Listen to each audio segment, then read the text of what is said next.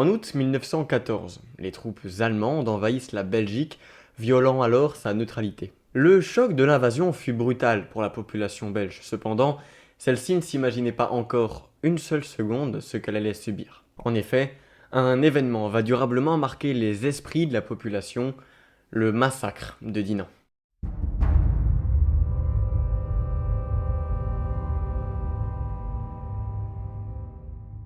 En août 1914, le haut commandement allemand lance le plan Schlieffen, visant à prendre la France à revers en passant par la Belgique.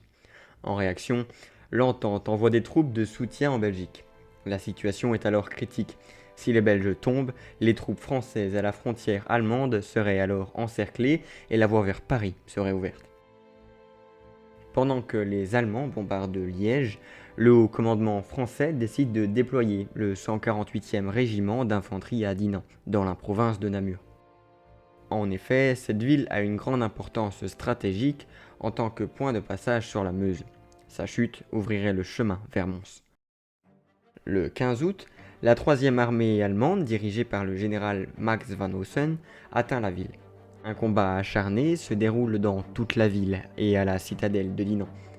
À la fin de la journée, la 128e division se retranche du côté gauche de la Meuse. Les Allemands, quant à eux, se replient et se retrouvent harcelés par la cavalerie française arrivée en renfort. Au total, on estime que la bataille a fait 1200 blessés ou tués côté français et plus de 3000 tués ou capturés côté allemand. Parmi les blessés côté français, on peut citer un jeune lieutenant venant de réaliser son baptême du feu, un certain Charles de Gaulle. Suite à cette défaite, Van Hausen cherche des responsables. Son courroux va alors s'abattre sur la population civile, persuadé que ceux-ci sont des francs-tireurs, c'est-à-dire des civils combattant de manière autonome. Les premiers signes du sac se déroulent dans la nuit du 22. Une unité de cavalerie s'infiltre dans la rue Saint-Jacques et y met le feu à l'aide de bombes incendiaires. Le 23, les forces françaises en ville reçoivent l'ordre de se replier. Les Allemands entrent dans la ville par 4 voies et comptent bien faire payer la défaite du 15 août. Dans le quartier de Leffe, les Allemands tuent tous les civils qu'ils croisent. 13 hommes sont fusillés au magasin Précapelle, 71 autres seront exécutés à la papeterie. Le massacre continue toute la journée. Les Allemands inspectent chaque maison et chaque cave exécutant les hommes, envoyant femmes et enfants à l'abbaye de Prémontré. Dans l'après-midi, une centaine de civils sont retrouvés fusillés. Lorsque les Allemands quittent Leffe, il ne reste qu'une dizaine d'hommes vivants. Dans la rue de Saint-Jacques, tous les habitants restés après l'incendie sont exécutés. Un épisode qui illustre particulièrement la cruauté de ce jour, un jeune Belge qui est arrêté, accusé d'être un franc-tireur, malgré l'absence d'armes chez lui, attaché à une barricade faite de meubles. Il sert de bouclier humain. Dans la confusion générale, les soldats allemands s'entretuent par erreur, échangent des tirs et n'ont d'autre choix que de se replier derrière les barricades, abattant alors l'otage. Le massacre de Dinant est dû à 2 éléments majeurs. D'abord, la défaite du 15 août. Deuxièmement, la croyance au mythe du franc-tireur. Cette suspicion naquit lors de l'incendie de la rue Saint-Jacques. Un soldat allemand lance une grenade dans un café, déclenchant des coups de feu semblant provenir de toutes parts. Ce soir-là, on dénombre 19 morts et 117 blessés côté allemand. Cette paranoïa se répand rapidement, menant au massacre.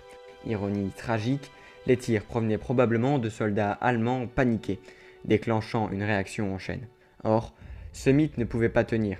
La ville avait émis un arrêté le 6 août, obligeant les habitants à remettre toutes leurs armes et interdisant toute attaque contre l'ennemi sous peine de graves représailles. Le lendemain, l'évêque de Namur, Thomas-Louis Eylen, informe le pape Benoît XV. L'opinion internationale découvre avec effroi le viol de la Belgique, terme repris par la presse anglo-saxonne. Le Time relaie l'information aux États-Unis. Les pays encore neutres se rallient alors derrière le combat moral de l'entente. La propagande alliée utilise l'exemple belge pendant toute la guerre pour pousser les États-Unis et les Pays-Bas à s'engager. 93 intellectuels allemands publient un manifeste, le Manifeste aux nations civilisées, tentant de justifier ces actes, qui édite un livre présentant les civils belges comme des fanatiques et des sauvages. Dinan a d'abord été le théâtre d'un combat héroïque pour la défense de la Belgique, mais ce courage se transforme en quelques jours en une tragédie civile. Ceux qui auraient dû être le symbole de la défense de la Belgique se muent en un cimetière. Aujourd'hui, Dinan porte la mémoire des victimes. Elle rappelle que les civils sont parfois les premières victimes de la vengeance des armées, même après un combat perdu.